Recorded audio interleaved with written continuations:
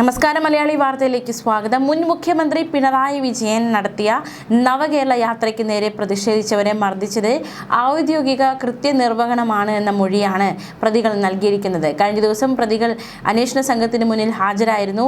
പിന്നാലെ നടത്തിയ ചോദ്യം ചെയ്യലാണ് ഇത്തരത്തിലൊരു മൊഴി അവർ നൽകിയത്. കൃത്യനിർവഹണമാണ് ഞങ്ങൾ നടത്തിയത് എന്ന ഒരു കാര്യമാണ് അവർ മുന്നോട്ട് വച്ചിരിക്കുന്നത്. പിണറായിയുടെ മുൻ ഗൺമാനും സുരക്ഷാ സംഘത്തിലെ അംഗങ്ങളുമാണ് ആലപ്പുഴ ക്രൈംബ്രാഞ്ച് ഓഫീസിലെ ചോദ്യം ചെയ്യലിൽ ഇത്തരത്തിൽ മൊഴി നൽകിയത്.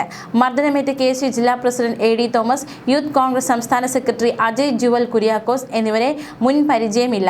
അതുകൊണ്ട് തന്നെ മുൻകൂർ അല്ലെങ്കിൽ ഒരു വൈരാഗ്യത്തോടെ അല്ല അവരെ ഉപദ്രവിച്ചത്, അല്ലെങ്കിൽ മുൻ വൈരാഗ്യത്തോടെയുള്ള ഒരു മർദ്ദനമല്ല അവിടെ നടന്നതെന്നും ഉദ്യോഗസ്ഥർ മൊഴി നൽകിയിരിക്കുന്നു. ഇവരെ മർദ്ദിക്കണമെന്ന് ആരും നിർദ്ദേശിച്ചിട്ടില്ല. മുഖ്യമന്ത്രിക്ക് സുരക്ഷാ ഭീഷണി ഉണ്ടായിരുന്നു. അതുകൊണ്ടാണ് പ്രതിഷേധം നിയന്ത്രിക്കുക എന്ന ലക്ഷ്യത്തോടെ അവിടെ ഇറങ്ങിയത്. പോലീസ് വകുപ്പിൽ നിന്ന് കിട്ടിയ ലാത്തി ഉപയോഗിച്ചാണ് മർദ്ദിച്ചത് എന്നതടക്കമുള്ള ഒരു മൊഴിയാണ് ഇവർ നൽകിയിരിക്കുന്നത്. ഇത് ഡ്യൂട്ടി അവസാനിച്ചപ്പോൾ, അതായത് പോലീസ് വകുപ്പിൽ നിന്ന് ലാത്തി കിട്ടുന്നു, ആ ലാത്തി ഉപയോഗിച്ചാണ് അവരെ മർദ്ദിച്ചത്.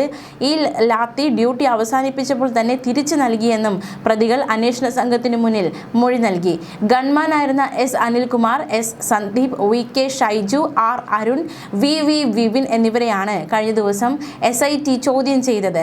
11 മുതൽ 3 ദിവസം ചോദ്യം ചെയ്യലിന് ഹാജരാകണമെന്ന ജാമ്യ ഉപാധിയുണ്ട്. ഈ ഉപാധി അനുസരിച്ചാണ് 5 പ്രതികളും അന്വേഷണ സംഘത്തിന് മുന്നിൽ ഹാജരായി ചോദ്യം ചെയ്യലിന് വിധേയരായത്. രാവിലെ 10 മുതൽ വൈകിട്ട് 4 മണി വരെയാണ് ഇവരെ ചോദ്യം ചെയ്തത്. അറസ്റ്റ് ചെയ്താൽ വ്യവസ്ഥകളുടെ ജാമ്യത്തിൽ വിടണമെന്ന കോടതി നിർദ്ദേശമുണ്ടായിരുന്നു. എന്തായാലും കഴിഞ്ഞ ദിവസം ഇവരെ അറസ്റ്റ് ചെയ്തില്ല. അറസ്റ്റ് എന്ന നടപടിയിലേക്ക് കടന്നിട്ടില്ല. എന്തായാലും ചോദ്യം ചെയ്യൽ ഇന്നും തുടരും. ഇന്ന് ചോദ്യം ചെയ്യലിന് ശേഷം അറസ്റ്റ് രേഖപ്പെടുത്തുമോ എന്ന ചോദ്യം ഉയരുന്നുണ്ട്. തന്നെ കേസിൽ പെടുത്തിയതെന്നാണ് അനിൽകുമാറും S സന്ദീപും പ്രതികരിച്ചിരിക്കുന്നത്.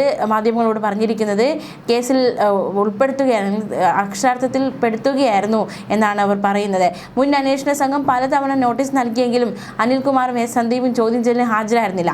ഒടുവിൽ അന്വേഷണ സംഘം തിരുവനന്തപുരത്തെത്തി പേരിന് മൊഴി രേഖപ്പെടുത്തുകയായിരുന്നു എന്നൊരു ആക്ഷേപവും കൂടി ഉയരുന്നുണ്ട്. മറ്റൊരു ചോദ്യം ആ ലാത്തി എവിടെ എന്നതാണ്. പ്രത്യേകിച്ച് വലിയ വിമർശനം ഉയർന്നു. ഇത്തരത്തിലുള്ള ലാത്തി അവർക്ക് ഉപയോഗിക്കാനുള്ള അവകാശമില്ല, അങ്ങനെയെങ്കിൽ അവർക്ക് ഈ ലാത്തി എവിടെ നിന്ന് കിട്ടി എന്ന ചോദ്യം ഉയർന്നിരുന്നു.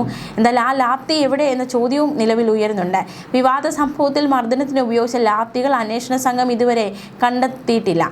ലാത്തികൾ പ്രതികൾ അന്വേഷണ സംഘത്തിന് കൈമാറി. പക്ഷേ അവ കണ്ടെടുക്കാൻ കസ്റ്റഡിയിൽ ചോദ്യം ചെയ്യൽ ആവശ്യമില്ല എന്നായിരുന്നു മുൻകൂർ ജാമ്യം അനുവദിച്ചുള്ള ഉത്തരവിൽ കോടതി വ്യക്തമാക്കിയത്. പക്ഷേ ലാത്തികൾ പ്രതികൾ ഹാജരാക്കിയതുമില്ല. ഡ്യൂട്ടി അവസാനിച്ചപ്പോൾ ബന്ധപ്പെട്ട പോലീസ് യൂണിറ്റിൽ മടക്കി നൽകിയെന്നാണ് പ്രതിഭാഗം വ്യക്തമാക്കുന്നത്. ബന്ധപ്പെട്ട പോലീസ് യൂണിറ്റിലെ ഇൻവെന്ററി രജിസ്റ്റർ പരിശോധിച്ചാൽ സംഭവ ദിവസം ഉപയോഗിച്ച ലാത്തികൾ ഏതാണെന്ന് കണ്ടെത്താൻ കഴിയുമെന്നും പ്രതിഭാഗം കോടതിയിൽ വ്യക്തമാക്കി. സമാനമായ മൊഴി പ്രതികൾ ആവർത്തിച്ചു പറയുകയാണ്. എന്തായാലും അന്വേഷണത്തിന്റെ ഭാഗമായി പ്രതികളെ വീണ്ടും എപ്പോൾ വേണമെങ്കിലും വിളിച്ചു വരുത്താനുള്ള അനുമതി SITക്ക് നൽകിയിട്ടുണ്ട്. ആലപ്പുഴ ക്രൈംബ്രാഞ്ച് ഓഫീസാണ് SITയുടെ പ്രവർത്തന കേന്ദ്രം. നിലവിൽ ചോദ്യം ചെയ്യലും അന്വേഷണവും പൂർത്തിയാക്കി മജിസ്ട്രേറ്റ് കോടതിയിൽ കുറ്റപത്രം നൽകുന്നതാണ് കേസിന്റെ അടുത്ത ഘട്ടം. പ്രതികൾക്കെതിരെ നരഹത്യാ ശ്രമം ചുമത്തിയിട്ടുള്ളതിനാൽ വിചാരണ സെഷൻസ് കോടതിയിലായിരിക്കും. IPC 308 നിലനിൽക്കില്ല എന്നതടക്കമുള്ള ഒരു നിരീക്ഷണമൊക്കെ കോടതിയുടെ ഭാഗത്തു നിന്നും ഉണ്ടായിട്ടുണ്ട്. ആലപ്പുഴയിൽ 3 അഡീഷണൽ സെഷൻസ് കോടതികളും 1 അഡീഷണൽ അസിസ്റ്റന്റ് സെഷൻസ് കോടതിയും ഉണ്ട്. എന്തായാലും ഇവരുടെ വിചാരണ നടക്കുന്നത് സെഷൻസ് കോടതിയിലായിരിക്കും. ഈ ചോദ്യം ചെയ്യലൊക്കെ ഓരോരുത്തരെ ഒറ്റയ്ക്കിരുത്തിയാണ് ചോദ്യം ചെയ്തത്. ചോദ്യം ചെയ്യലായി പ്രത്യേക ചോദ്യാവലി നേരത്തെ തന്നെ SIT തയ്യാറാക്കിയിരുന്നു. ചോദ്യങ്ങൾക്കെല്ലാം മറുപടി നൽകിയെന്നും ചോദ്യം ചെയ്യലിനെ പറ്റി കൂടുതലൊന്നും പറയാനില്ല എന്നും ഇവരുടെ ഭാഗത്തുനിന്ന് പ്രതികരണമുണ്ടായി. മർദ്ദനത്തിന് ഉപയോഗിച്ചത് ഔദ്യോഗിക ലാത്തി അല്ലെന്ന് പ്രോസിക്യൂഷൻ കോടതി അറിയിച്ചിരുന്നു. ഇക്കാര്യവും അന്വേഷണ സംഘം പ്രതികളോട് ചോദിച്ചു. ഡിപ്പാർട്ട്മെന്റ് നൽകുന്ന ലാത്തി എന്ന മറുപടി, എന്തായാലും ആ ലാത്തി എവിടെ, അത് അന്വേഷിച്ച് കണ്ടെത്തേണ്ടതായിട്ടുണ്ട്. ഈ ഒരു തൊണ്ടി മുതൽ എന്ന് വേണമെങ്കിൽ നമുക്ക് അതിനെ ആ ലാത്തിയെ വിശേഷിപ്പിക്കാവുന്നതാണ്. ആരുടെ അറസ്റ്റ് കഴിഞ്ഞ ദിവസം രേഖപ്പെടുത്താത്തത് കൊണ്ട് തന്നെ ഇന്ന് അത്തരത്തിലൊരു നടപടിയിലേക്ക് SIT കടക്കുമോ എന്ന ചോദ്യവും നിലവിൽ ഉയരുന്നുണ്ട്. ഇനി അഥവാ അറസ്റ്റ് രേഖപ്പെടുത്തുകയാണെങ്കിൽ 1 ലക്ഷം രൂപ ബോണ്ടിലും 2 ആൾ ജാമ്യത്തിലും പ്രതികൾക്ക് സ്റ്റേഷൻ ജാമ്യം നൽകണമെന്നും കോടതി ഉത്തരവ് നൽകിയിട്ടുണ്ട്. കേസിൽ തൽക്കാലം ഹൈക്കോടതിയെ സമീപിക്കേണ്ടതില്ല എന്നാണ് പ്രോസിക്യൂഷൻ നിലപാട്. പ്രോസിക്യൂഷന് കിട്ടിയ നിയമോപദേശത്തിന്റെ പശ്ചാത്തലത്തിൽ ഈ തീരുമാനമെടുത്തത്. കേസിനെ നേരിടാൻ 2 വഴികളാണ് പരാതിക്കാരെ പ്രോസിക്യൂഷന് മുന്നിലുള്ളത്.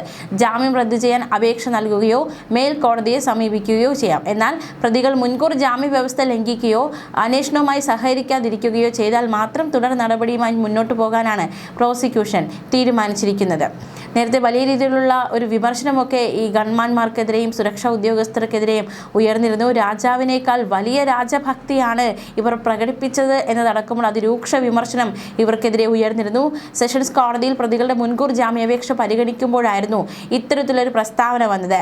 മുഖ്യമന്ത്രിയുടെ വാഹനം പോയ ശേഷം സുരക്ഷാ സംഘത്തിന്റെ വാഹനം നിർത്തേണ്ട ആവശ്യമില്ല. മുഖ്യമന്ത്രി പ്രീതിപ്പെടുത്താനാണ് ഇവർ ശ്രമിച്ചത്. പരാതിക്കാർ ഒരു പ്രകോപനവും സൃഷ്ടിക്കാതെയാണ് മർദ്ദനം നടത്തിയത്. യൂത്ത് കോൺഗ്രസ് സിന്ദാബാദ് എന്ന മുദ്രാവാക്യം മാത്രം കൊണ്ട് അന്നത്തെ മുഖ്യമന്ത്രി പേടിക്കുമോ എന്നൊരു ചോദ്യമൊക്കെ പ്രോസിക്യൂഷന്റെ ഭാഗത്തു നിന്നുണ്ടായി. ഔദ്യോഗിക ജോലി ചെയ്യുന്നതായി ദൃശ്യങ്ങളിൽ കാണുന്നില്ല. പോലീസിന്റെ നിയന്ത്രണത്തിലായിരുന്നവരെ ബോധപൂർവം ആക്രമിക്കുകയായിരുന്നു എന്നതടക്കമുള്ള കാര്യങ്ങൾ വാദിഭാഗം ചൂണ്ടിക്കാട്ടിയിരുന്നു. സുരക്ഷാ ഉദ്യോഗസ്ഥർക്ക് പ്രതിഷേധക്കാരോട് വിരോധമുണ്ടായിരുന്നില്ലെന്നും ജോലിയുടെ ഭാഗമായ നടപടിയായിരുന്നുവെന്നും പ്രതിഭാഗം വാദമുയർത്തി. സുരക്ഷാ സംഘം പ്രയോഗിച്ച നീളൻ ലാത്തിയെ പറ്റിയുള്ള ഗുരുതര സംശയങ്ങൾ SIT റിപ്പോർട്ടിൽ വ്യക്തമാക്കിയിട്ടുണ്ട്. മർദ്ദനത്തിന് ഉപയോഗിച്ച നീളൻ ലാത്തി പോലീസിൽ നിന്ന് നൽകിയതല്ല എന്ന് മനസ്സിലായി. ഈ വടിയെപ്പറ്റി വിശദമായ അന്വേഷണം വേണമെന്നും ആവശ്യം ഉയരുകയുണ്ടായി. AD തോമസിന്റെ തലയിൽ ലാത്തി കൊണ്ട് ശക്തമായി അടിക്കുന്നത് ദൃശ്യങ്ങളിൽ വ്യക്തമാണ്. തലയിൽ മുറിവുണ്ടായെന്നും തുന്നൽ വേണ്ടിവന്നെന്നും മെഡിക്കൽ സർട്ടിഫിക്കറ്റ് ഉണ്ട്. അടിച്ച രീതി, അടിയുടെ ശക്തി, ഏതുതരം ആയുധം, ശരീരത്തിന്റെ ഏത് ഭാഗത്തെയാണ് ലക്ഷ്യമിട്ടത് തുടങ്ങിയവയും കുറ്റകൃത്യത്തിന്റെ ഗൗരവം നിർണ്ണയിക്കുന്നതിൽ പ്രസക്തമാണ്. ഒരടി കൊണ്ട് നിർത്തിയില്ലെന്നും തലയ്ക്കുൾപ്പെടെ തുടരെ അടിച്ചതും ദൃശ്യങ്ങളിൽ വ്യക്തമാണ്. സ്ഥലത്തുണ്ടായിരുന്ന പോലീസ് ഉദ്യോഗസ്ഥരും മർദ്ദനമേറ്റ അജയ് ജുവൽ കുര്യാക്കോസും ഇതിനെ പ്രതിരോധിക്കുകയായിരുന്നു. ജീവാപായം ഉണ്ടാകുന്ന വിധത്തിലാണ് മർദ്ദിച്ചതെന്ന നിഗമനത്തെ ഫോറൻസിക് മെഡിക്കൽ ബോർഡിന്റെ റിപ്പോർട്ട് ശരിവയ്ക്കുന്നുണ്ട്. ഒരു തോക്കും ബാഗും മാത്രമാണ് സുരക്ഷാ ഉദ്യോഗസ്ഥർക്ക് നൽകുന്നതെന്നും ലാത്തി നൽകാറില്ലെന്നും വാദിഭാഗം ചൂണ്ടിക്കാട്ടുകയുണ്ടായി. എന്തായാലും പ്രതികൾക്ക് മുൻകൂർ ജാമ്യം അനുവദിച്ചിരുന്നു. മുൻകൂർ ജാമ്യം അനുവദിച്ചതിന്റെ കൂട്ടത്തിൽ അതിനോടനുബന്ധിച്ചാണ് ഇപ്പോൾ ഇവർ ചോദ്യം ചെയ്യലിൽ ഹാജരായിരിക്കുന്നത്. മുൻകൂർ ജാമ്യം അനുവദിച്ചതിൽ നേരത്തെ ആഭ്യന്തരമന്ത്രി രമേശ് ചെന്നിത്തല പ്രതികരിച്ചതും ഏറെ ശ്രദ്ധേയമായിരുന്നു. ഈ സംഭവത്തിൽ ഇത് ഒരു തിരിച്ചടിയായിട്ട് കണക്കാക്കാനാകില്ല എന്നായിരുന്നു രമേശ് ചെന്നിത്തല പറഞ്ഞത്. പരിശോധിച്ച ശേഷം അപ്പീൽ പോകണമെങ്കിൽ പോകും. അഡ്വക്കേറ്റ് ജനറൽ DGPയും ആലോചിച്ച് തീരുമാനമെടുക്കും. സമാനതകളില്ലാത്ത ആക്രമണമാണ് നടന്നതെന്നും അന്വേഷിക്കാൻ ഞങ്ങളാണ് തീരുമാനിച്ചതെന്നും ചെന്നിത്തല വ്യക്തമാക്കി. അതേസമയം കോടതി പ്രതികളായ 5 പേർക്ക് മുൻകൂർ ജാമ്യം അനുവദിച്ചത് ഇതിനെതിരെ നിയമ പോരാട്ടം നടത്തുമെന്ന് ആക്രമണത്തിന് വിധേയനായ AD തോമസ് MLAയും പ്രതികരിക്കുകയുണ്ടായി. ന്യൂസ് ഡെസ്ക് മലയാളി വാർത്ത.